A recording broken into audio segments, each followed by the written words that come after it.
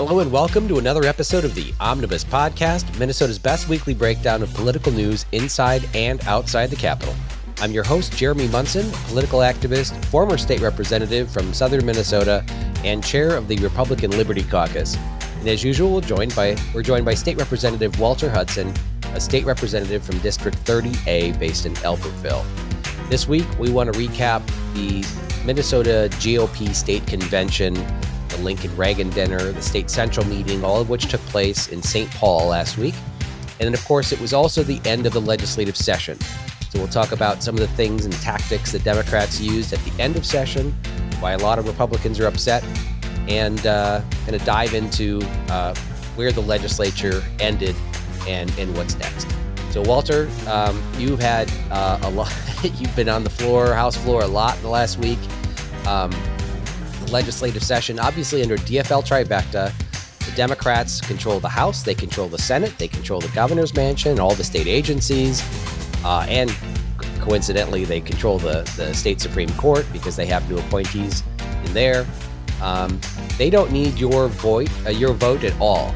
They can do everything they want to do without the Republicans, and the Republicans are upset about it. But it was weird at the end of session watching all of this rush and arguing back and forth when it was really just Democrats arguing with Democrats about Democrat stuff.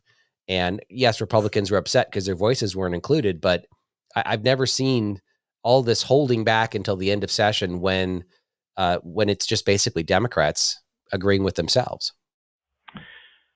Yeah, so I think there's a couple of ways to best frame what we saw at the end of the legislative session here in 2024. The first is to go all the way back to the founding of the country. George Washington and other founding fathers were very skeptical of the idea of political parties. And the reason why they were skeptical of political parties is because they felt it would undermine the structure, the constitutional structure and separation of powers that had been established in order to put a check on the extent of government to grow indefinitely and engage in tyrannical behavior. And I think what we've seen this year is a definite validation of everything that they said back in the day and that they feared.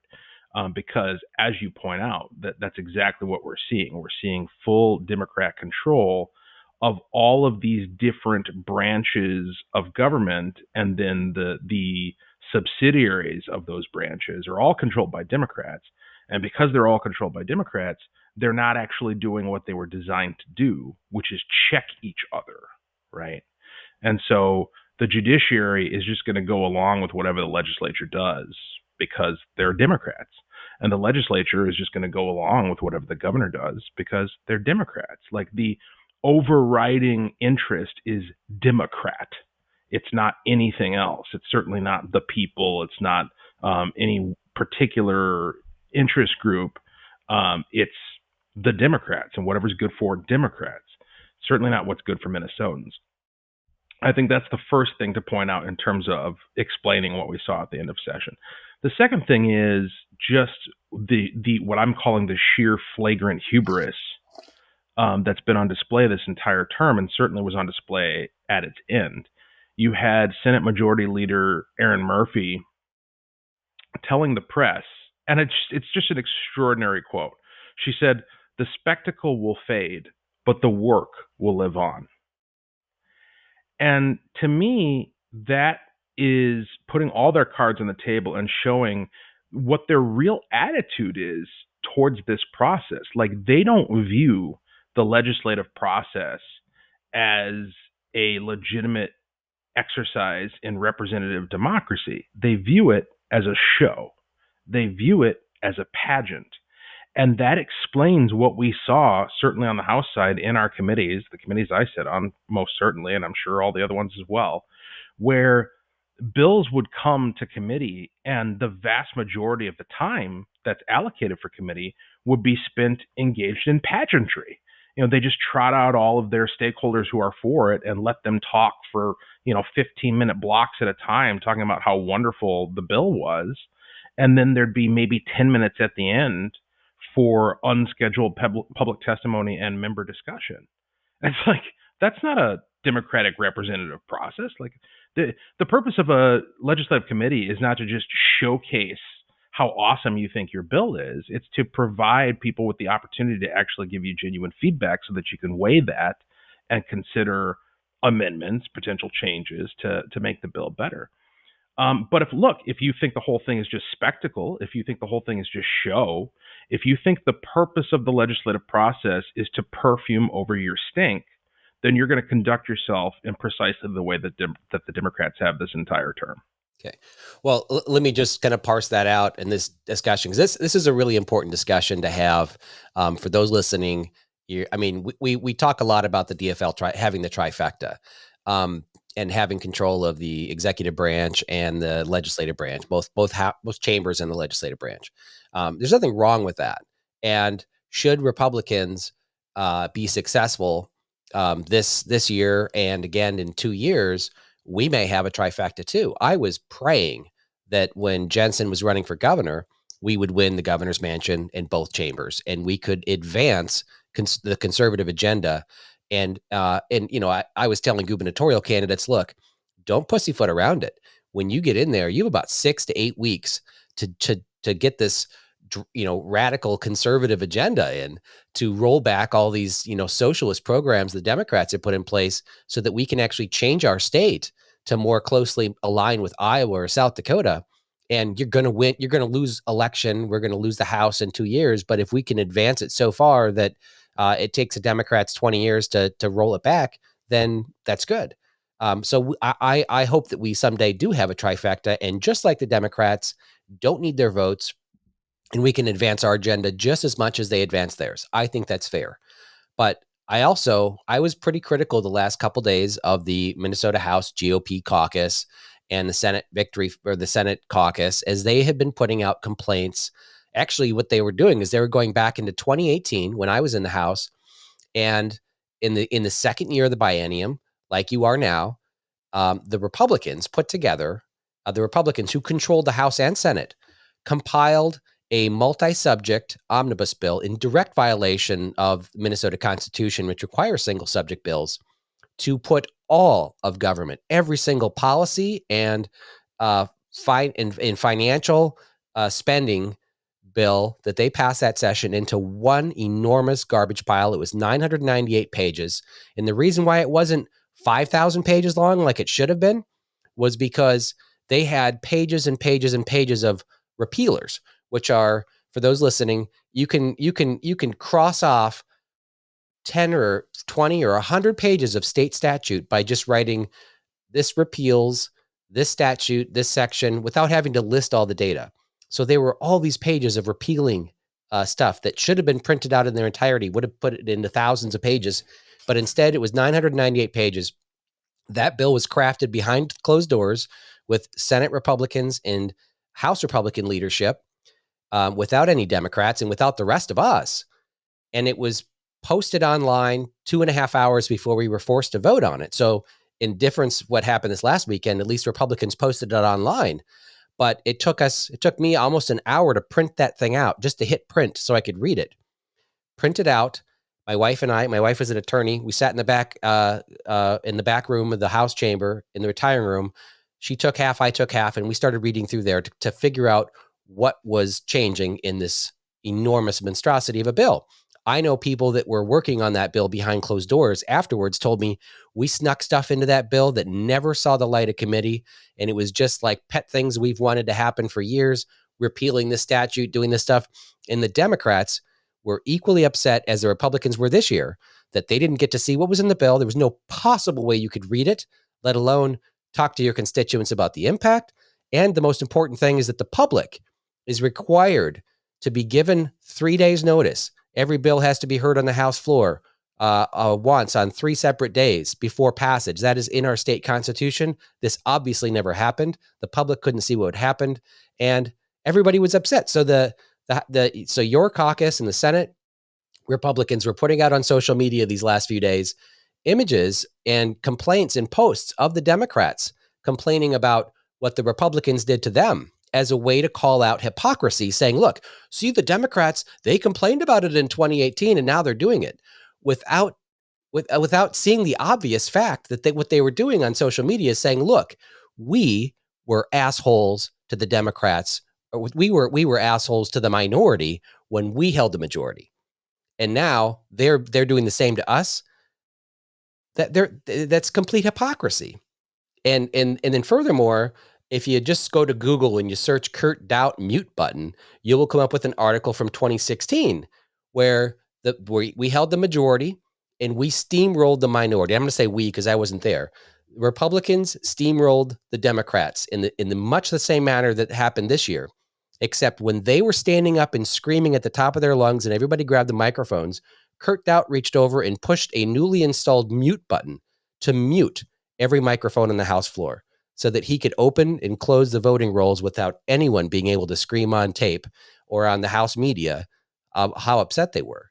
So it was worse than what the Democrats did to the Republicans this year, because when Speaker Hortman took over as Speaker of the House, she had the mute button removed from the rostrum so she can no longer mute people.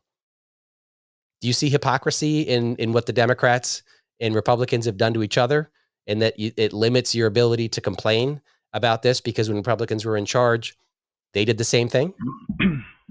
Yes and no. Primarily because this is not the same legislature as 2018. I wasn't there in 2018. I didn't have anything to do with that. I don't endorse it. I didn't participate in it. And so I feel like I and literally anybody else who wasn't there have every right to look at the violation of House rules, and just the underlying, more important than like the jot and tittle of the House rules, is the spirit and principle upon which they were crafted, right? Like the actual effect that they're supposed to have. And so I think to talk about the concept of hypocrisy in this sort of collective sense, that because I have an R behind my name, I somehow share responsibility for what Kurt Daudt did in 2018, or vice versa for Democrats, I think is not entirely fair. I will be measured, and my fellow first-termers and folks who've been there for a relatively short period of time will be measured by how we treat the Democrats if we're ever in the majority. And we might get that opportunity next year. And it's interesting that you bring all of this up, because I've been going around saying, and this is like over the weekend, like when we're in the midst of this, like the heart of the storm, I've been talking to people about how I'm just flabbergasted that the Democrats are doing what they're doing. And this is before it ended in the way that it ended, right? This is just taking into consideration like the way they handled the Senator Nicole Mitchell thing with the first-degree burglary charges against her own mother, the way they managed the Omar Fateh situation on Saturday, which we haven't got into. Maybe we'll get into that later. And these were all choices. Like they chose to manage those situations in the way that they did, and they did it in order to preserve their own power to the bitter end. And my thought process has been, that's not something I would do if I was in a position to be calling the shots. I would conduct it very differently. And I've talked to a few different people about that I trust, some of whom are peers of mine in the sense of having the same seniority, fresh first-term members, and others who've been around for a while, and then others in the kind of conservative ecosphere like lobbyists and activists and such. And it's very interesting because the folks who've been around longer tell me, Walter, you're going to do the exact same thing. Like you get into the majority, and if the script was flipped, you're going to do exactly the same thing in exactly the same way, and everybody's going to swap talking points, and it's all going to just be the opposite, right? And these are people that I trust. Like they're not dum-dums. They're experienced folks who know what they're talking about. And so I've been thinking about that over the course of the past, 48 hours or so, certainly since session ended. Is that true? Is it true that Republicans, and I think the proper question to ask is not whether or not we would, but whether or not we should, and whether or not we would have to.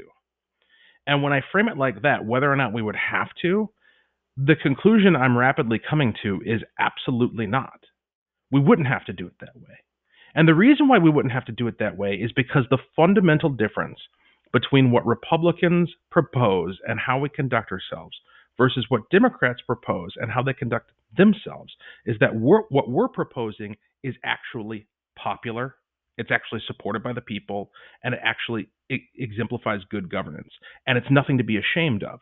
The reason why the Democrats have conducted themselves in the way that they have is because they're actually deeply ashamed of what it is that they're proposing. And we know that because they never speak about it in clear terms.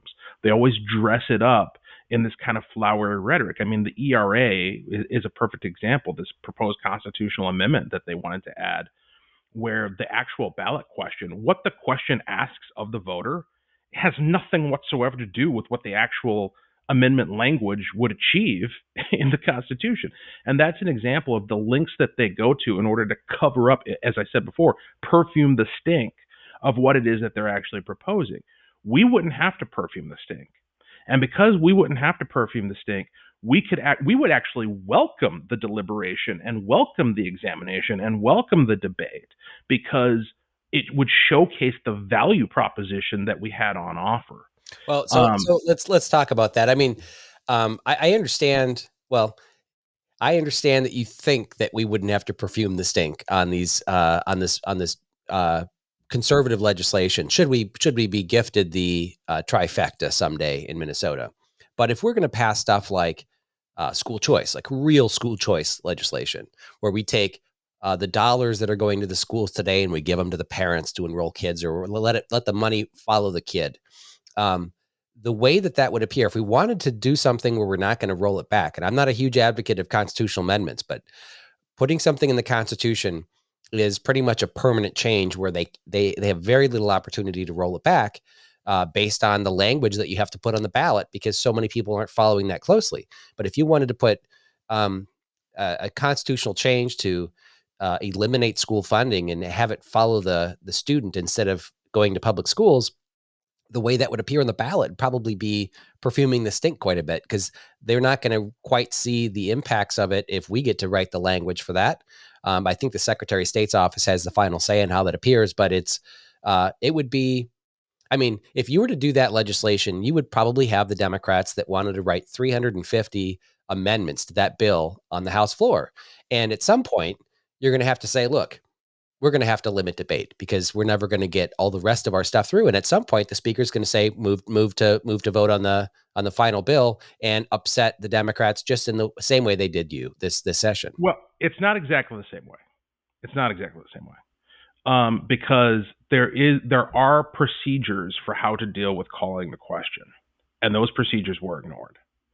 And I don't have a problem with calling the question, especially in circumstances where you have 350 amendments. That's obviously dilatory, right? And you can then take your case to the people of what we're passing is good and right and righteous and proper, and here's what it is, and judge it on its merits. And the minority had 350 amendments, and they're obviously just trying to obstruct rather than act in good faith. I think that's a pretty easy case to make. What happened here with the Democrats towards the end is they had so many opportunities to do this in a more orderly fashion. And they're trying to portray it as if we were being dilatory and purposely obstructing. The fact of the matter is there was no point on the House floor where what we were arguing was off topic. We weren't reading out of the phone book. We weren't telling irrelevant stories about, like we weren't giving like a Bjorn Olsen history lesson. Like, that's not what was happening. We were speaking to the substance of our amendments. We were speaking to the substance of the underlying bills. And in many cases, the length of debate on a particular bill was a direct result of the size of the bill. Like, they were having 3-4 committees.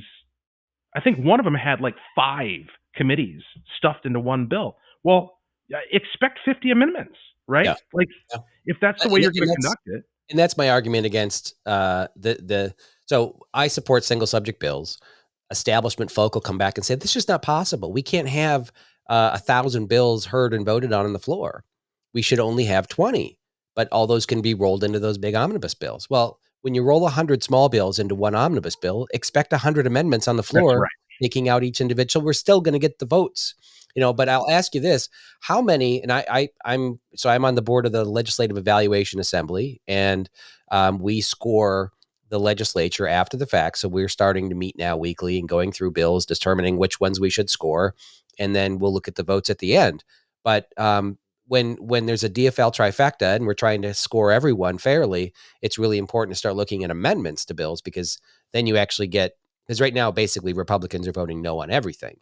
But I would venture to say that if you look at most of the amendments, you get a bill that passes with all DFL support, no GOP, and then you look at the 40 amendments offered, and the amendments are all going to be Republicans voting for all the amendments, Democrats voting against them. How many? I mean, is it like 95% of all the amendments were basically all of you voting, all of the Republicans voting for them? Maybe you could peel off a couple of Democrats, but not enough to actually get them adopted, unless there really were bipartisan amendments, corrections, in which case a lot of Republicans love to work to get Democrats on board for an amendment to, they'll give you a gift of accepting an amendment so that they can say they were bipartisan. But I mean, it's pretty. When you don't have the votes in either chamber, you're just sitting there, watch them legislate, and a lot of it is just theater. I mean, yes and no, right? So you're creating amendments so that you can get their votes on record a specific way, so that you can use that to campaign against them. That's important, to get them on record. But but see, is that theater in a sense? But it serves. It's not like frivolous theater. It's theater for the utility of parsing out what the other side believes and what their intentions are. And that has value in a representative democracy. What I will say, and I've never even been privy to, well, the Senate has it, a process where you don't have that 24-hour rule and you can just draft amendments on the fly. Yep. I wonder to what extent going back to that would take some of the theater out of it and facilitate more of an organic, thoughtful, actual legislative process where people were crossing. Because right now, as it stands, I mean, if you were to pan a camera around the House floor during any given debate, especially in these final days, it's maybe a third of the people in their seats on both sides at any given time. And there was an article that was written by the Minnesota Reformer last year kind of calling that out, and it had a really great picture of Dave Pinto and another Democrat representative, like as the sole members in their rows running back and forth pushing all the buttons. And you could have had the exact same picture on the other side with us. Poor what's his name, the new guy, Brian Lawrence, who has the Kurt Daudt seat now. He won in a special election, and so he's only been there for like the last couple of months of the session, and he's such an eager beaver and like a bright-eyed kid at the first day of school that he's often been the only person in our row running around hitting buttons during votes, which poor guy. But I commented on Twitter when that Minnesota Reformer article went out, because they're offering it as like this criticism, and I said, listen, the reason why that's happening, the reason why nobody's in their seats, is because there's no value in being in your seat. Yep. Everybody knows how the votes are going to go down, and the arguments aren't liable to change anybody's opinion on how they're going to vote. And there's no opportunity to work with anybody to try to propose changes to make it better. So why would you sit there? Yeah. There isn't a reason to do it. If they changed the 24-hour rule to where there was actually utility in being on the floor and talking to each other and responding to points being made in debate and coming up with amendments to tweak things and make them better, then I think you would see a lot more butts in seats. Yeah. And so I found that out right away, that it was theater. And when I would give up, stand up and give the speech that I'd been thinking about how I would address something, and then Nobody's on the other side to listen to you. You tell your constituents, I'm going to go there, and I got this great argument on why we should be, stopping the green energy movement because it supports slavery or it destroys the environment overseas. And I'm going to stand up and speak, and nobody's at their desk. And the five that are watching, they're sitting at their laptop and they're just looking down. And and the camera's on me and there's nobody behind me, or there's two people sitting there picking their nose behind me, and it's like nobody's listening. And sometimes people call it out and say, where is everybody? Or you want to call on somebody to ask them a question and actually have a debate, and that person's not on the floor. So I used to go over to the Senate and sit in the gallery of the Senate, or go sit on the side of the Senate chamber and watch democracy in action, watch people negotiate and discuss and debate and twist bills and whatever. And I spent so much time over in the Senate watching their deliberations that my senator got so upset she thought I was going to primary her, and she started like it was that I was there over there every week, a couple of days, watching their sessions and watching them participate while someone was pushing my button in the House voting for me. Because when you go to caucus, and for those of you listening, you have a floor session at 1 p.m. You go to caucus at noon or 12:30. You go in there. Your caucus staff prepares a packet of information. Here's all the bills scheduled to come to the floor. Here's all the amendments, and here's all the amendments to the amendments. Everything has to be pre-filed. You can't come up with something new to vote on. And then basically they come up with a cheat sheet. You're going to vote no, no, no, no here. You're going to vote no, no, no, yes, yes, yes on these. And then you can ask people about their amendments or their bills if you're in the majority or the minority, right? The majority brings the bills. The minority brings the amendments. The majority amends the amendments and that's basically how it works. And everybody has their scorecard already. And sometimes you'll tell people, I'm voting against the caucus. I'm going to vote no on this amendment. And you just make sure the person sitting next to you or pushing your button knows how you're going to vote. But it's already pre-done. It's already predetermined. Oh, yeah. So it's all theater. But in the Senate, things can actually, if the Democrats want, 500 and the Republicans say 0, they can actually work it out to figure out if they want, 110 is to be their final number or whatever, of whatever they're debating. And they can change language. They can remove commas. They can do things to the bill. And then it comes back to the House for a revote. But that's already, again, pre-filed. So we know how we're told to vote or are determined we're going to vote. And that's the way it is. But again, back to if the Republicans get a trifecta and you want to advance legislation, you don't need Democrats who are going to be drastically altering your legislation. You don't need their votes. And if you're within, I think it came up this year on the House rules, if you're within 5 days of ending your legislative year, you can limit debate to 3 minutes on each item. So if you wanted to shut it down, and it doesn't look good to stifle speech, but the bottom line is they're not going to use your votes anyway. So they're just going to rubber stamp their agenda to get through. Yeah, and look, I think even if the rules are there, right? As you say, the rules are there for the majority to exercise its right to govern. But it very much matters, like how you, like the character and nature of how you deploy those rules matters, both in terms of the appearance and the actual effect of whether or not you're engaged in good faith democratic process. And another way that how I would see that play out, and maybe this serves as a topic transition, is like when we go to our conventions for our party units. I did not go to the state convention because I was at the Capitol closing out the legislative session, but I was there for State Central. And of course, I've attended my BPOU convention and my congressional district convention. And over the years, I've attended a lot of conventions. I've seen a lot of conventions. I've presided over a couple as chair. And there are so many times where I've seen a dispute between those who are presiding over the convention and the delegates, where the real aggravating component of the dispute was not the underlying substance of the question being debated, but the tone and tenor and treatment of the delegates by whoever was presiding. And it can be expressed like, I don't think people appreciate how powerful the subtleties of their behavior are when they're presiding over a convention. So like if you roll your eyes or you sigh or in any way signal that you're like frustrated with people for raising points of order or offering motions or whatever, like that is perceived as such a sign of disrespect. And then that perception gets rolled into their assumptions about your intentions in how you handle the underlying question.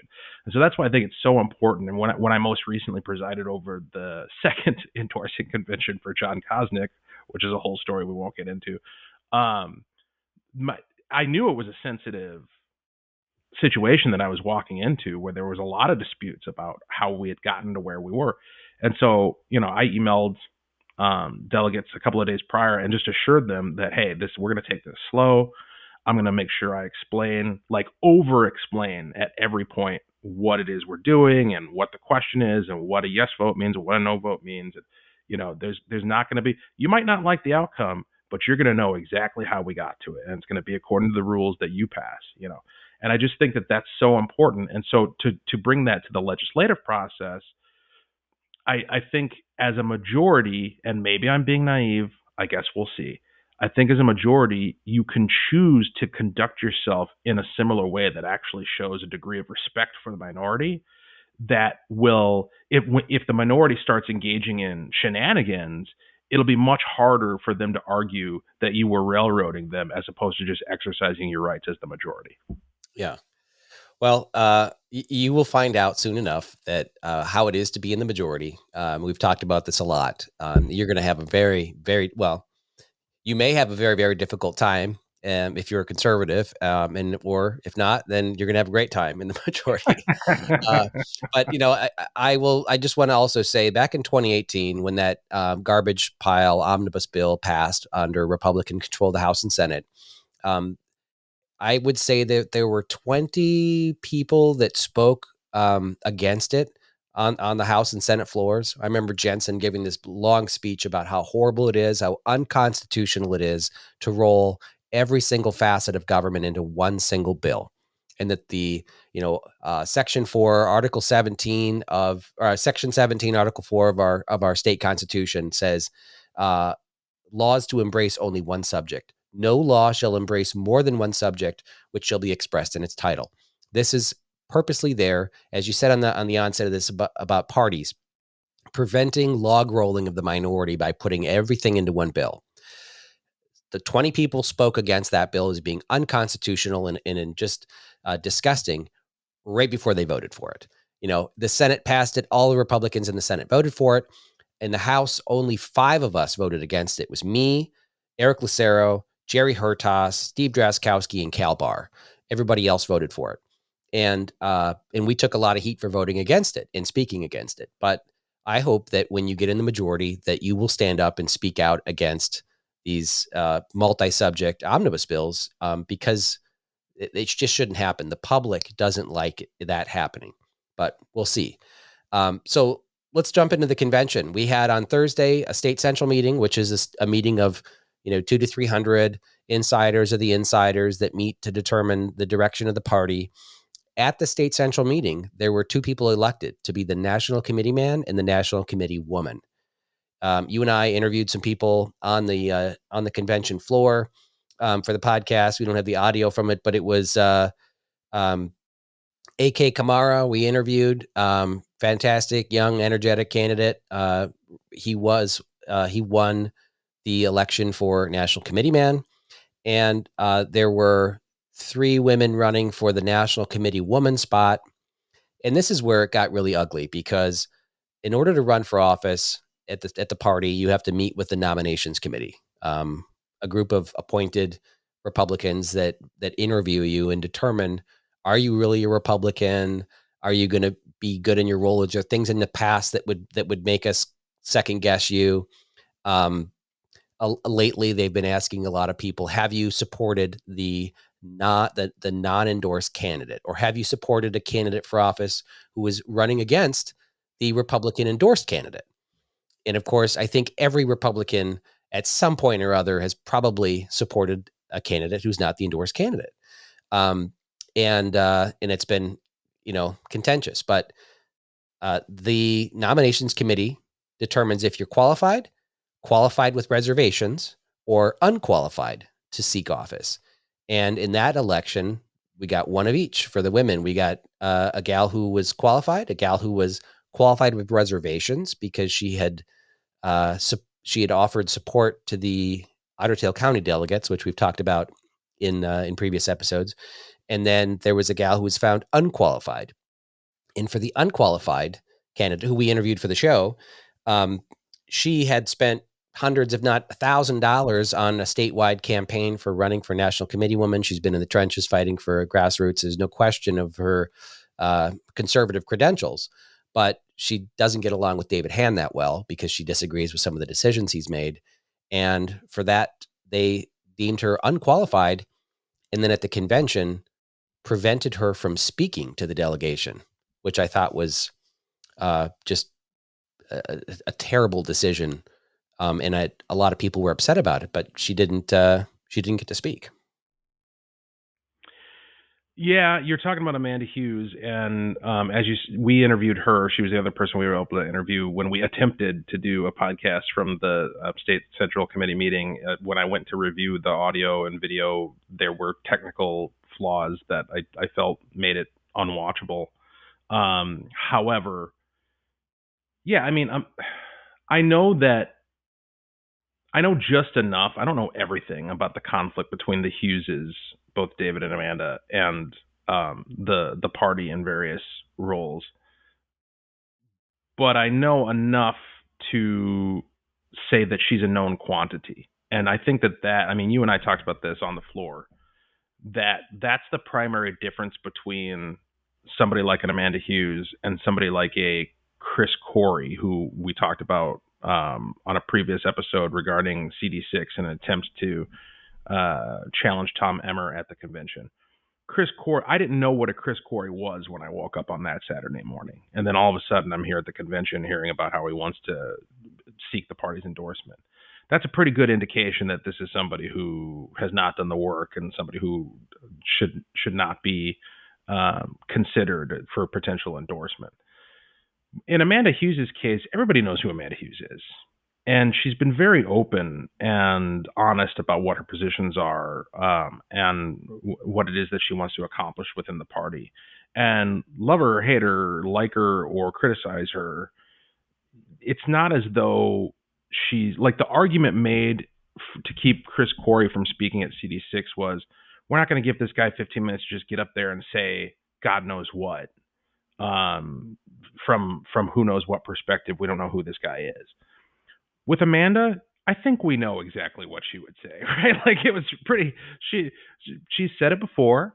She said it to delegates. That's the other thing. She's calling around. She's doing the work. She's talking to people. I got a phone call from her. We talked for probably a solid 10, 15 minutes. And you think about how many delegates there are. That's a lot of work that she's putting in. And so would it have hurt to let her have her 15 minutes or 6 minutes, I think it was, yep, to address the group?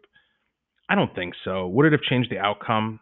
I don't think so at all. And so I think what nominations committees, and again, I don't want to throw shade at the people who made that decision because they're working with information that I might not be privy to. But I'll just say as a matter of principle that I think nominations committees should be governed by or should adopt sort of objective criteria that they can demonstrate to justify why it is that they're making these decisions in these three distinct categories: qualified, qualified with reservations, and unqualified. Because as it stands, it appears to be very arbitrary. And because it appears to be arbitrary, it can also be characterized as being vindictive and personal and subjective, right? And you don't want that. Like, that's not healthy for the party, for that to even be the perception, let alone the reality. And I remember when we were discussing the rules at State Central, somebody was pointing out that the nominations committee is required to provide an explanation for why they made the decision that they made when it comes to a candidate being with reservations or unqualified. Well, when that point came in the case of Ortez, I believe it was Joy Orvis. Yeah. Joy Orvis, and Amanda Hughes. Like the explanations were not explanations. The explanations were like these general assertions of their negative aspects of their character, and it's like, no, like what I'm expecting right now is I'm expecting you to lay out findings of fact that demonstrate that they are unqualified or that we should have reservations about them being qualified, and that's not what I'm hearing right now. And I think the reason why you don't is because there is no objective standard, at least as far as I know, as to how a nominations committee is supposed to go about doing its work. Yeah. And I know that when CD1 had a little throwdown last year for the election of their CD chair, people were upset because Aaron Ferris works for Finstad and worked for him during the endorsement process and shouldn't be in that role and conflicted. There was like Phil Parrish ran for CD1 chair, and they found him unqualified because he had me on his podcast and I wasn't the endorsed candidate running for Congress, and he verbally said that he supported me in that role. And that was what was used against him to say he was unqualified to seek chair, even though people on the committee ran as the unendorsed candidate against an endorsed candidate. Yeah. It was just like the hypocrisy is thick. And in this case, Emily Novotny, who's a friend of yours, who won the national committee one spot, on her long resume of stuff that she's done for the party, she left out the fact that she worked on the Pawlenty for Governor campaign in 2018, and Tim Pawlenty never sought the endorsement. He went straight to primary. In fact, I would say 80% of sitting Republican legislators, when Pawlenty ran for governor, all endorsed him. Really? So it's Wow. like, I was in the House at the time, and it was like all these people are endorsing Pawlenty because honestly, he was seen as very winnable because he had the role before, and they all wanted jobs in his administration. I mean, just think about it. If Jensen were to win a governor, he has 500 people that he has to appoint. Right. And so there's a lot of work to do. And, like Pat Garofalo wanted to be public utility commissioner. And I mean, there's all these commissioner jobs and administration jobs. And so everybody wanted to jump on that bandwagon.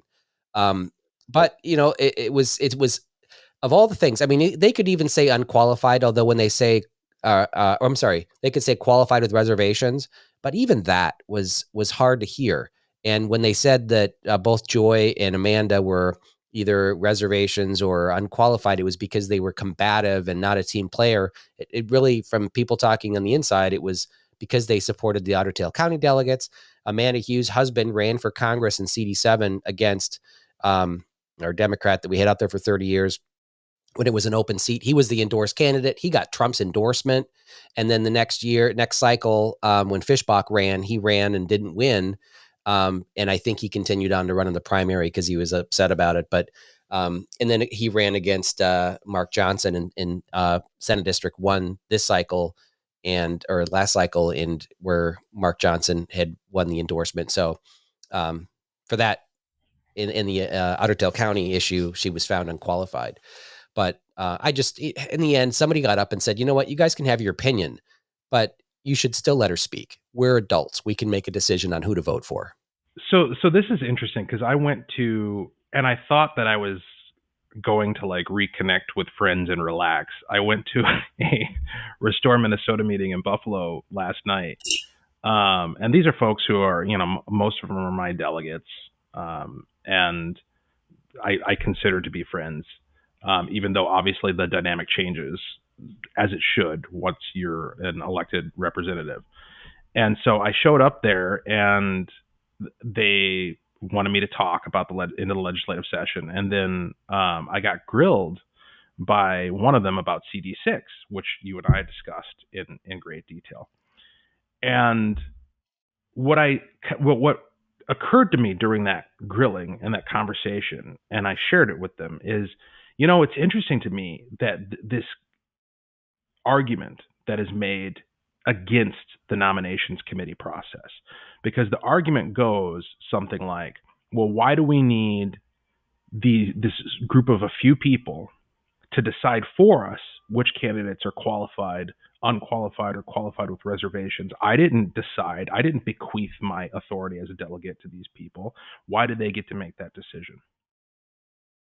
That exact same argument is deployed against the caucus and convention process as such.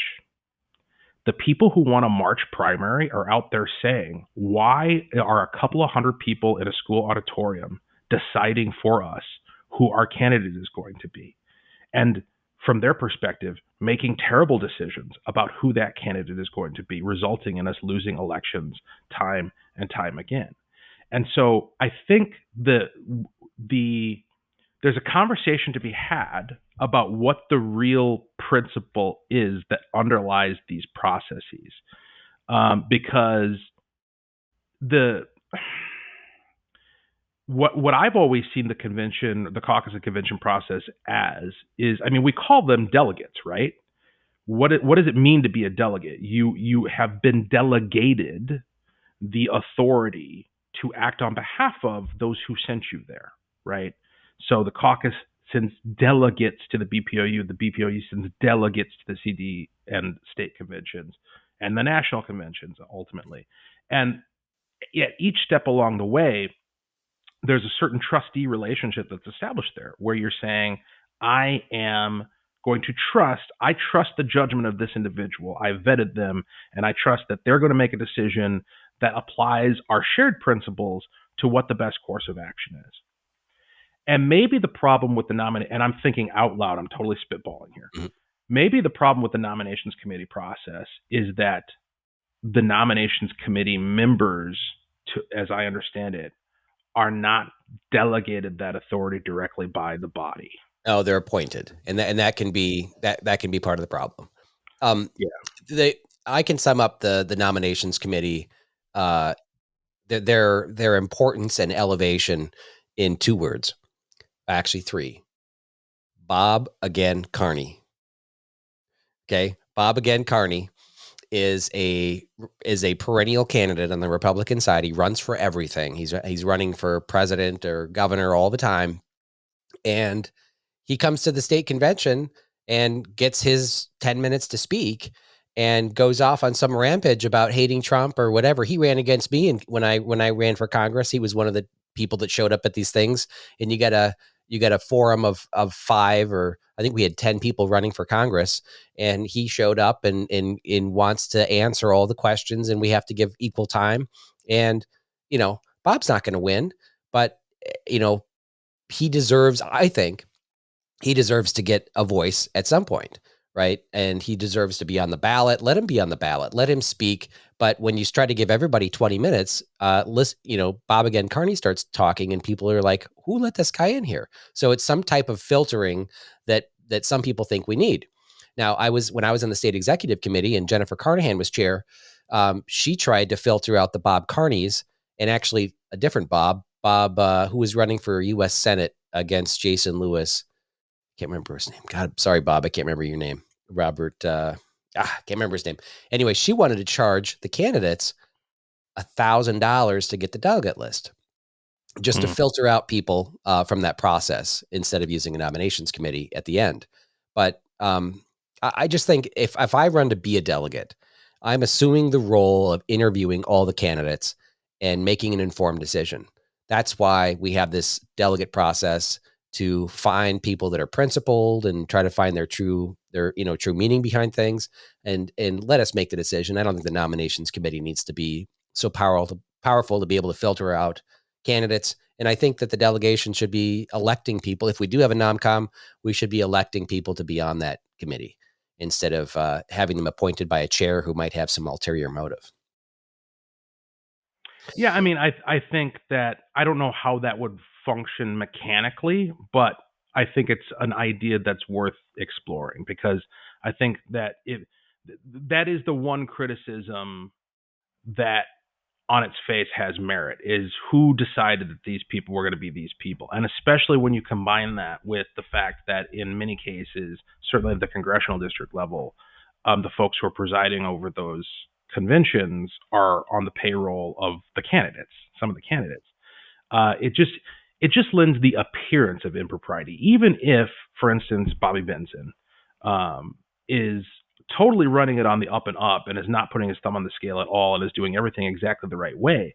Even if that's the case, it's the appearance of potential impropriety that enables people to be able to plausibly argue that there were shenanigans, even if there weren't. Yeah. All right. Another two words to describe the importance of the nominations committee for the establishment would be Michelle McDonald. She ran for the Minnesota Supreme Court, and then after she got the endorsement, they found out that she had a drunk driving conviction or something, and the people on the nominations committee wanted to talk about it, but they were voted down, and so then they after that came out with a minority report from the nominations committee. All right, let's talk about the convention from a high level. I think that there were some great wins for the grassroots. It's always this conflict between the grassroots and the establishment at every GOP convention. I don't know what the numbers are going to be walking in there that day, but there were some really great wins. I think the number one most important win of the grassroots at the state convention was the platform. And this is the most boring part of the convention. This is usually at the end where you go through and determine what things should be added to the platform.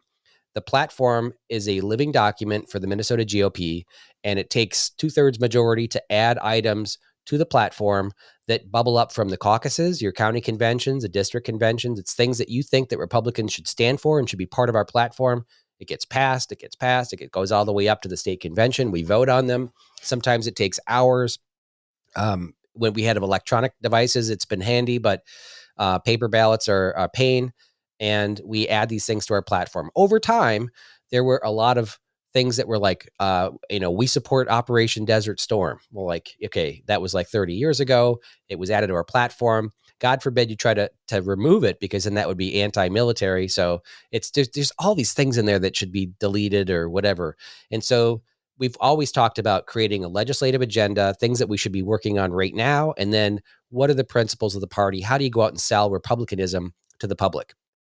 And so that was the general idea. Let's try to clean up the platform. Now, insider scoop, some major donors have come to David Hann and said, we will contribute somewhere between $3 to $5 million to the Minnesota GOP if you become the party that embraces pro-choice. Oh, my Lord. Get away from abortion. We are sick of losing statewide races, as Jensen is out saying all the time. We can't win as a pro-life party. So remove this from the party platform, and we will contribute money. We'll be major donors instead of going in these outside groups or going to picking and choosing candidates. So at the convention, they proposed that we eliminate the entire party platform. We come up with 11 points of what Republicans stand for: promoting economic prosperity, every child is deserving of an education, and going through all these things, including the 11th point was eliminating racism as part of what the party platform stands for. I shit you not. That was it in there. So the 11 points, and missing from those points are anything about supporting life, saying that, life begins at conception, or that we oppose abortion, nothing.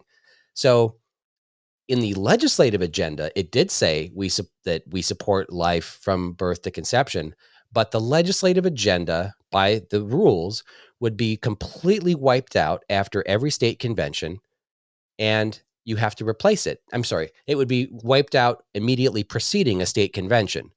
And so every 2 years, you set what the legislative priorities are for your party. And it shouldn't really be about one pro-life thing. It should be like stopping the ERA or something like that. Yeah. And that makes sense to me. Yeah. And I've also said that we shouldn't be having a legislative priority stuff for the state party, because people go to caucus where you bring these things up at the beginning of session. And by the time we get to the end of session, which ended while we were at the convention, to have finally put legislative priorities in there, well, it's already done, So most of those things, just by the timing, are going to be late. So legislative priorities deserve to be brought forward at your BPOU and hold you as as your local legislator accountable when you want to seek the endorsement.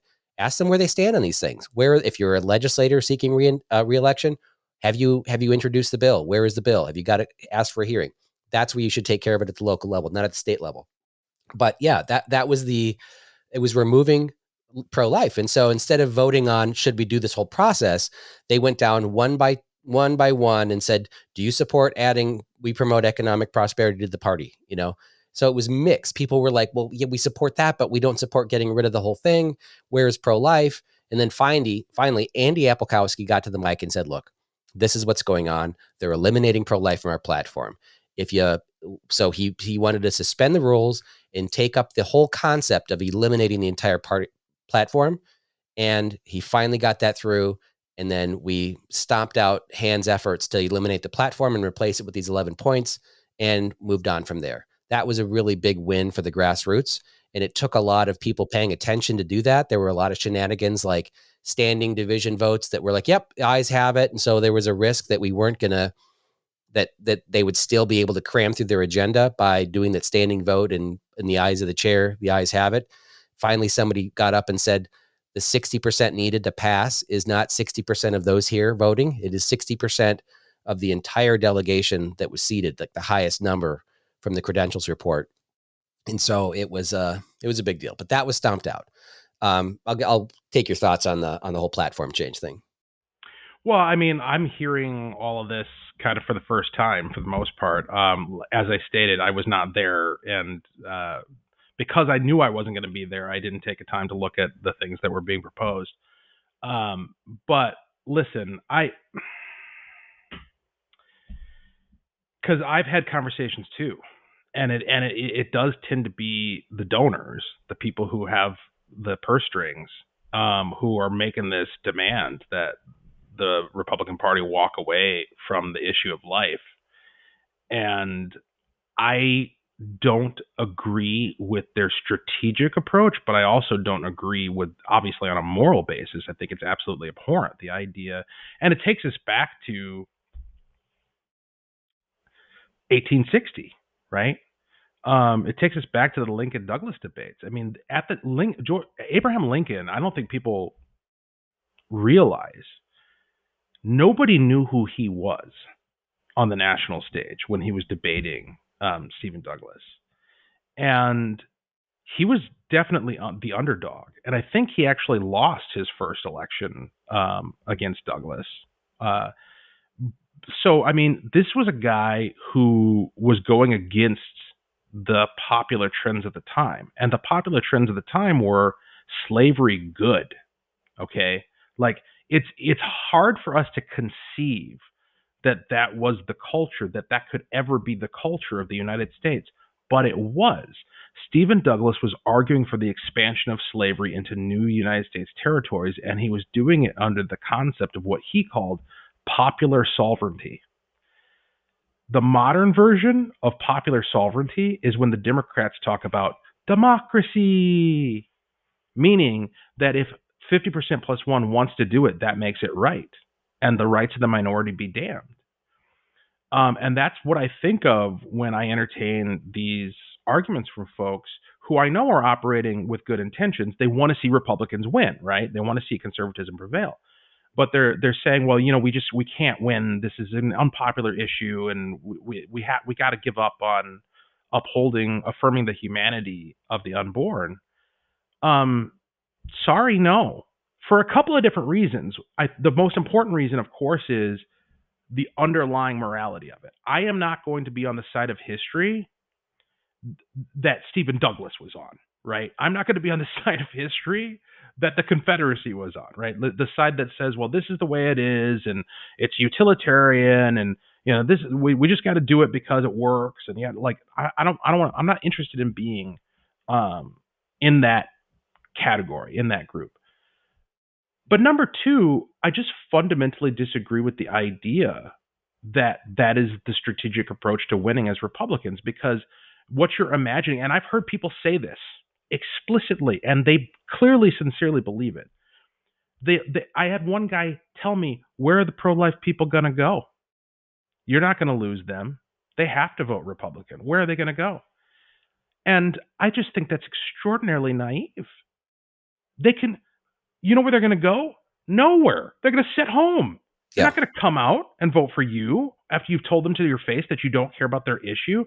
And then also from a rhetorical standpoint and making the moral argument, the argument about legitimacy, on what basis am I supposed to argue for lower taxes and less government spending when I have given up on the foundational moral principle upon which all of our platform is based?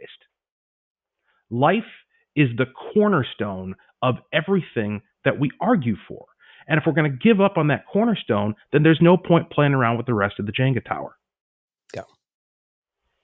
Well, I mean, I looked at the room. I mean, in every convention, there are things that I'd love to do to push through some agenda things, but you have to read the room. You have to understand where your votes are. Like Otter Tail County delegates wanted to continually be seated, the ones that were duly elected in 2024 in Otter Tail County.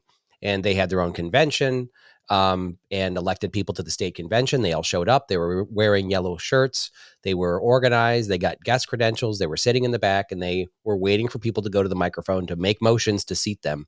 And continually were getting shot down or it was being sidetracked or delayed.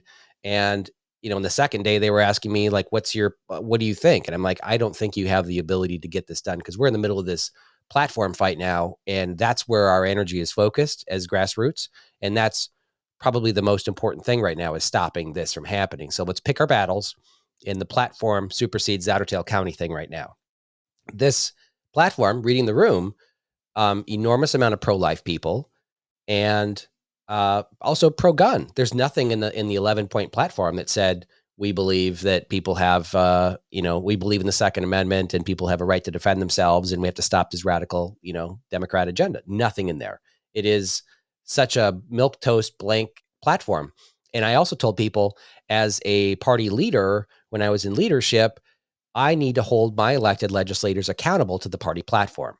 In this thing, I'm sorry, but Tom Emmer could be held accountable to this. This is so easy. There's nothing that you could criticize a sitting legislator for not following because it's so generic and unspecific. And that isn't something that we should be holding our legislators accountable against. We need to have actual points, that things that we need to, we can correct them when they're being led astray. But would this platform let a very soft pro-choice legislator, big government legislator, run as a Republican candidate for state office? Yeah, it would, because it's that soft. Especially the abolish racism thing, which is just, as a party, we support the individuals, we support minorities. And when you say you want to abolish racism, it's like saying you want to control the weather or the climate. It's just like an endless pot in which you can pour money and justify, well, this was part of our platform to abolish racism by paying black people more than white people or whatever they want to do. And it also goes into, and don't get me wrong, like I want to see a world without racism, but to use the verb abolish, that is an aggressive stance against conscience, right? Like, and frankly, it's not going to work, right? If your objective is to eliminate racism in actuality, then it cannot happen through coercion. It has to happen through persuasion.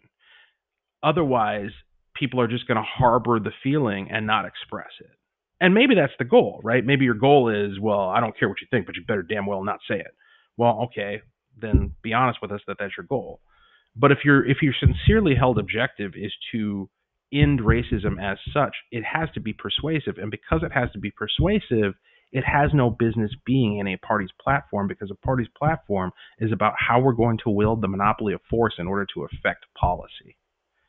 And so to use those words, abolish racism, in the context of a political party platform, what you're saying is we are for using the coercive nature of government to affect a change in people's conscience. We have a First Amendment to prevent precisely that. Yeah. I saw some attacks on the First Amendment, so I was there also as the chair of the Republican Liberty Caucus. We had a booth there and loved talking to people about our legislative agendas, the RLC, things we support. And a lot of that is First Amendment, protecting the First Amendment, because there's a lot of people speaking out against trying to stifle speech in general. And I heard some of that rhetoric in some of the speeches at the convention. One really big win for the grassroots, I should say small win, but actually impactful one, was that they wanted to make a change to the state party's constitution to add language under removal of delegates and officers. This has to do with the Otter Tail County thing. Their blowback in removing Wendy Phillips from the CD1 as a CD1 executive committee member. So someone who represents the 1st Congressional District, my district, on the MNGOP state executive board. And they removed her, and they wanted to strengthen language to let them remove anybody at any time for any reason and not have to give them 10 days notice. And so they had language in there talking about and making it very generic about why someone could be removed. And it was just like, because they, that anybody in the MNGOP is expected to act with integrity especially when serving as an officer delegate or an alternate delegate or as a candidate for office. And it would allow them to remove their endorsement, remove their delegate status, remove them from the party, and ban them from the party. And under what? Just someone's opinion, and by whom? By the party chair. So they had that language in there, and it was shot down, which is powerful at the convention. We talked about electing people, or the nominations committee saying that someone's qualified with reservations. One person at the convention that was found qualified with reservations was Royce White. So the committee found one candidate qualified, Royce White qualified with reservations, and then 2 candidates unqualified. They didn't get to speak. So Royce White went up there and gave a powerful speech that moved a lot of people. This U.S. Senate race, it's important, but we don't see it as a really easily winnable race. And so there wasn't a lot of competition put into this. It wasn't as hotly contested. And there were a lot of delegates I spoke to that were softly supporting one candidate, not, they didn't care that much. But there were a lot of people that supported Royce White. And when Royce White spoke, a whole group of people moved over to support him. And it was a powerful endorsement. But they found him to be qualified with reservations. And when he won, we all went up on stage with him, and he gave a speech that was great, pretty long for an acceptance speech. And he said in that speech, if this nominations committee thing needs to change, because I would love to see the nominations committee report on President Trump, because I doubt that they would find him qualified either. It's just looking at, here's a guy sitting on trial and has this, checkered personal past. I'm sure that the nominations committee would consider him either unqualified or qualified with reservations, but he's our nominee, and he probably has the best chance of winning. And I think the same thing about Royce White. I think he has a chance to engage part of the electorate that we always talk about going to get, but we never get, and some unorthodox campaign tactics. But I think he can engage and get people out in the metro, especially, to vote for President Trump. Certainly the most understated, fascinating news, and maybe it was only understated from my perspective because I was at the legislature dealing with everything that was going on there, but the learning that Royce White had been endorsed for U.S. Senate out of the Republican convention was quite a shock to me. It was not something I expected. I figured they were going to go for the do no damage candidate, and just put up the placeholder and try to muscle our way through 2024. Discovering that he had been endorsed was a shock, but then when I went back and I listened to the speech, at least part of it, and I listened to part of an interview he did with Jake Duesenberg, and I know you interviewed him as well. I haven't listened to that as of yet. But, I figured this is the endorsed candidate. I better get to know who this guy is. And I've talked to him a little bit, a tiny bit, once in person, once through direct message. Not enough to say that I know him that well. But what I like about him and what I've noticed that I agree with you on is obviously he's bold. I mean, you certainly can't accuse him of not being bold, right? He's extraordinarily unconventional. And that is, I think, a necessary quality in 2024 for Republican candidates. But it also comes with hazard, right? So, that the old adage is when you're explaining, you're losing. And I think a lot of the things that Royce White has to say have extraordinary merit and insight into the current condition of politics, both nationally and here in the state of Minnesota. But it's kind of like listening to Jordan Peterson talk. Like when you listen to Jordan Peterson talk, it's not a casual activity. Like you have to actively listen to what he's saying and think about it in order to sift through and discern what he's actually getting at. And it's the same thing with Royce White. He speaks as colloquial as he is in terms of the language that he uses and kind of, that street language. The substance of what he's saying is actually pretty profound and deep. And so you have to explain it and you have to think through it. And that's good for like the public discourse. I don't know how good it is for campaigning. I think when it comes to campaigning to actually win people's votes, you have to be able to express things in a way that people can very quickly understand and very quickly get on board. And the problem with Royce White, at least as I see it, and maybe I'm wrong, hopefully I'm wrong, because I want him to succeed, I think it'd be great, is that the things that are easiest to understand about him are the things that regard to a negative electorally. So the stuff that has come out about child support payments and financial issues and previous tweets and everything. I mean, we're going to see stories for the next however many months of look at this thing Royce White tweeted, and on top of that, he's adding to the pile. Like in the days since he got endorsed, he's been out there using extraordinarily colorful language to refer to people and concepts. And that's the thing, like this comparison with Donald Trump. Trump is such Teflon, and I don't know that anybody can fully quantify how or why. It's almost like the guy is operating under some sort of like blessing, some sort of divine blessing that makes him immune to the conventional rules of politics, because he can say virtually anything, he can do virtually anything, and his support only grows. And the more he's attacked, the more powerful he becomes. And I think we've seen many examples of candidates who looked at that and thought to themselves, well, if he can do it, I can do it. And so they've run for lower levels of office, whether it was Senate or Congress or state offices or whatever it is. And time again, what we found is that it doesn't translate. You can't just copy and paste Trump's tactics and expect to get Trump's results. And I think that part of the reason for that is because there are certain characteristics of Trump that are unique and non-transferable. He's a billionaire. It kind of helps, right?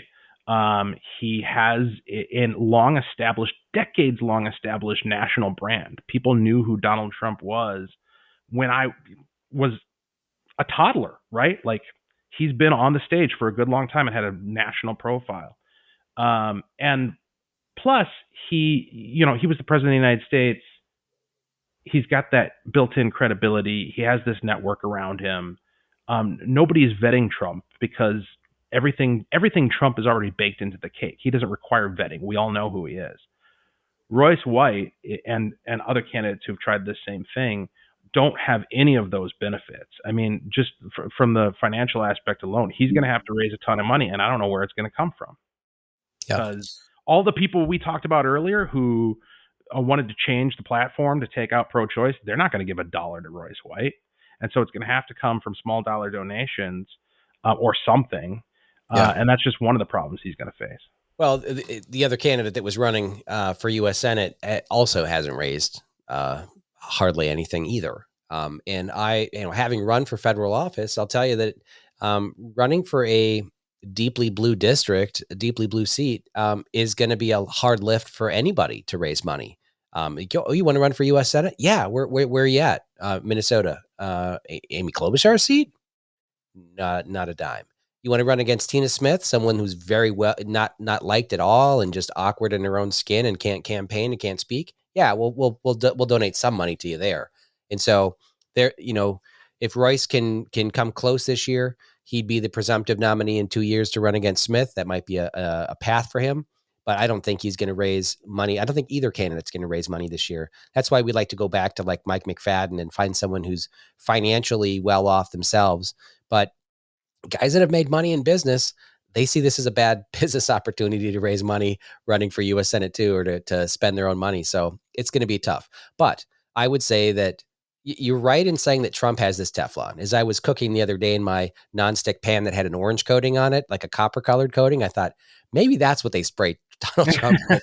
It's like, it is Teflon. He is Teflon. You're right. And it's amazing. He's broken every barrier that people have said, every norm on politics. But Royce White does have some notoriety. He's got 130,000 followers on Twitter, and he's got a megaphone that he's already built, like Trump. And the strategy of Trump, and I mean, I even did some things. I read from his playbook and did some things in order to spark a conversation. You have to be bold.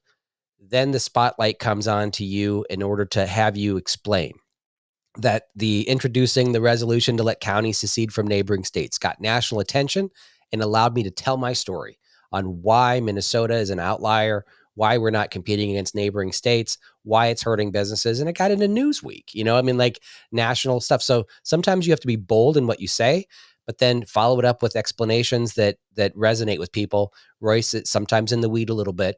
I had Republicans say, well, I heard that he led Black Lives Matter protests. I said, no, he led Black Lives Matter protesters when he went down there after George Floyd's death and got a whole bunch of people. And you know where he marched them? To the Federal Reserve, and then gave a speech about how federal monetary policy is destroying the Black community. Yeah. Like, there's a champion I'd love to, because that like sums up his campaign in my mind of what kind of candidate he can be. Royce White can walk into a group of upset protesters who are this close to rioting and lead them to the Federal Reserve and blame government for their problems. Yeah. Not, that's the kind of candidate we need. And he's going to bring him out for Trump. He'll get people to vote for Trump. Don't get me wrong. And if Royce comes across this, I hope he doesn't take it as me attacking him, because that's definitely not what I'm doing. I'm trying to offer constructive criticism. I'm deeply excited about the potential for Royce White's campaign, if not to ultimately prevail against Amy Klobuchar, but to engage in a pathfinding mission into areas where folks like Dan Severson or David Hahn just can't go, because they don't have to borrow a phrase from my Democratic colleagues, the cultural competency to enter those areas and make the case in a way that it'll be heard.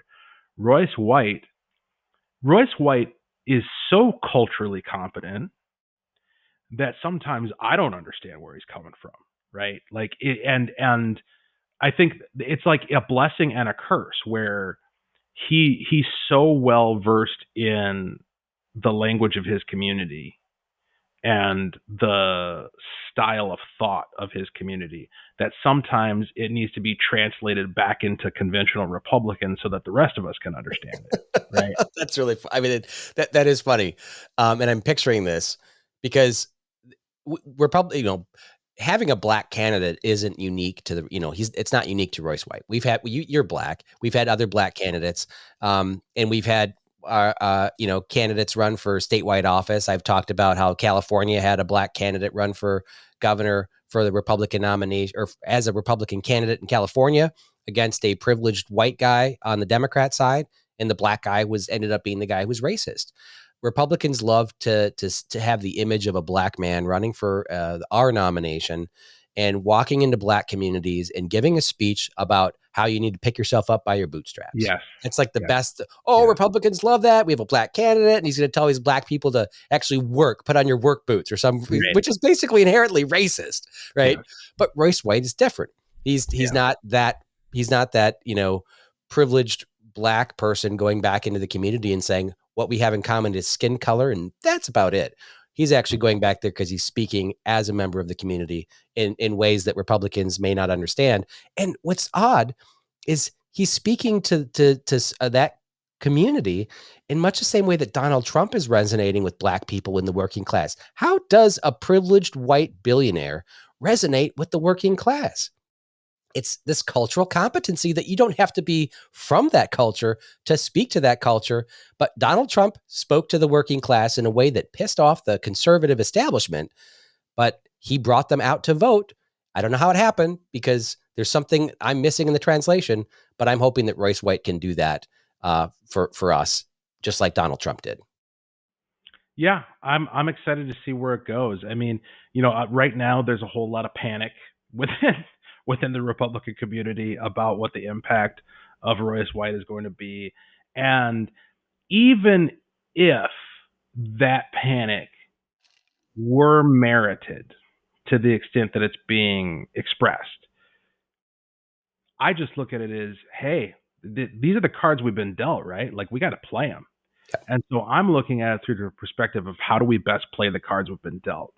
And there's real exciting. Sometimes there's opportunities if you're playing poker that if you get dealt, 8-9 suited, that's not a high value pair of cards, but it affords you opportunities to do things that you wouldn't be able to do if you had aces or ace king, right? Because people don't see it coming. And that's kind of how I view this is Royce White as our endorsed candidate our highest value in the spectrum of possibility? Probably not, but he's the cards that we've been dealt, and there are opportunities to do things with that hand that would not present themselves with any other candidate. So it'll be fun to watch. And, I told a lot of people at the convention who were concerned about Royce or trying to figure out, well, what's our path to win? I said, first of all, I hope we don't have a primary challenge, because the establishment right now is sniffing out, should we just run a primary against him? It's been, 4 days now, and the state party still hasn't made an announcement about Royce White winning the endorsement, because they're going back thinking, gosh, how can we invalidate the convention? How can we say that it wasn't a real valid endorsement, or maybe we counted the votes wrong? I mean, who knows what? But the party hasn't acknowledged that he's won, which is sad. I've received 3 phone calls from people who are interested in running or working with someone who's interested in pursuing a primary challenge to him, and asking my opinion. I suppose, like, let's ask Munson because he's kind of grassroots and could give us some political perspective. And I've just said, if it's kind of like the Joe Tarab thing in CD2, if you run a primary challenge trying to beat up the endorsed candidate and that person wins, you're sure to lose. We're definitely going to lose in November. And of all the criticism they gave me on the phone, I followed it up by saying, how can you not apply what you just told me to President Trump? Like, you're telling me, well, it's going to hurt us down ballot. That's been the argument that I've heard from everybody. Royce is going to hurt us down ballot. In what way? Are you saying that people are going to stay home and not vote for any Republican because of Royce White? Are they going to do the same thing to President Trump? Are they going to, Right. President Trump is offensive, I'm just not going to vote. Well, then Trump is already hurt down ballot. Mm-hmm. I think the opposite. I think that people are going to go, whether they vote for Trump and Royce or whatever, they're going to still vote down ballot how they want. And I don't think they're going to vote for Amy Klobuchar or Joe Biden. And if Royce wins, he wins. But I think Royce will have a net positive impact on our ticket and bring more people out to vote who wouldn't otherwise vote. And I'm hoping that they vote Republican up and down the ticket. Yeah, I don't buy the dragging the down ballot down argument for a couple of reasons. One, local legislative candidates who are doing their job routinely outperform the top of the ticket. And that's true through the whole spectrum, right? So if you're a House candidate, you should be doing better than the candidate for Senate, the candidate for president in your district. And then the other reason is Royce White is not the top of the ticket. It'd be one thing if this was a midterm, but this is the presidential election. Royce White, and I want to phrase this in a way that's, accurate and respectful. Like, his impact, to the extent that he's going to have impact, it's going to be on the ground level. It's going to be like granularly in these communities where he's able to kind of mix up the status quo and start a conversation. I don't think he's going to have any impact on how Donald Trump does in Minnesota. None whatsoever. And I also don't think he's going to have a whole lot of impact upon how legislative candidates do in Minnesota. If they're doing their work, if they're knocking on doors, if they're getting their message out, if they're raising money, if they're defining themselves. I mean, are there people who do party line votes? Sure. But those types of people are not the types who are looking at an individual candidate to determine which party they're going to vote for, right? Like it's the independents, it's the person who are really taking a look at each individual candidate who are flipping back and forth based upon what somebody says or what somebody does in a campaign. And those people are going to be looking at each individual race. They're not going to be looking to say, oh, well, this is the worst candidate running for this party, therefore I'm going to vote for all the other side because this person is the worst candidate running for that party. I don't think that's how people make their ballot decisions. Yeah. And, I would disagree with you that he's not going to have an impact on Donald Trump's campaign, because I think Royce White is going to increase the voter turnout in a different community that will get them out and vote for, let's say, your traditional Democrat voter or minority Democrat voter isn't going to go punch a ticket for Joe Biden this cycle. He is just uninspiring. Same thing happened in 2016 with Hillary, not inspiring. Barack Obama, different story. But I think that Joe Biden isn't going to inspire people. They're going to stay home. And I think Royce can get people off the couch and get them out to vote and promote, because he's such an America First candidate. I think he's going to promote people to go vote for Trump who may not have otherwise voted for him. Yeah, I don't disagree with that. What I meant was I don't think he's going to have a negative impact on Trump's campaign. Okay. Yeah, that's right. I don't think he, not to be seen as an insult or anything, but you're right. I don't think he's going to bring down Donald Trump. If Mitt Romney was our nominee, then he might. But I think Royce White is going to do a good job. So I've actually stepped forward and helped. I've volunteered for him to be the liaison with the state party. He's running a campaign. He's doing a lot of social media. He wants to do some stuff. I want to help work on the fundamentals of putting together a plan for voter engagement. And so I've reached out to the state party to say, it's been 3-4 days since the nomination. Where's your social media talking about him being the endorsed candidate? And I need party data access to the data center. I want to start pulling voter lists and precinct level data to figure out which communities to focus on, where the best gains are going to be, and to start getting mailing lists together for him. And that being a nominee, being an endorsed candidate from the party brings with it resources to be able to use all the party data and resources, phone apps, so that you can get 100 volunteers all over the country if you wanted to hook up your cell phone to a website and start calling for Royce and Donald Trump. And that's where Royce can actually, although he won't be fundraising massively, he has an engagement with people that they will make phone calls for him. And maybe some people aren't the best on the phone, but maybe they can be good in their community and call to their same community and making calls for him and for President Trump. That would be a huge win. So I think that getting the party resources hooked up to his campaign is going to be helpful.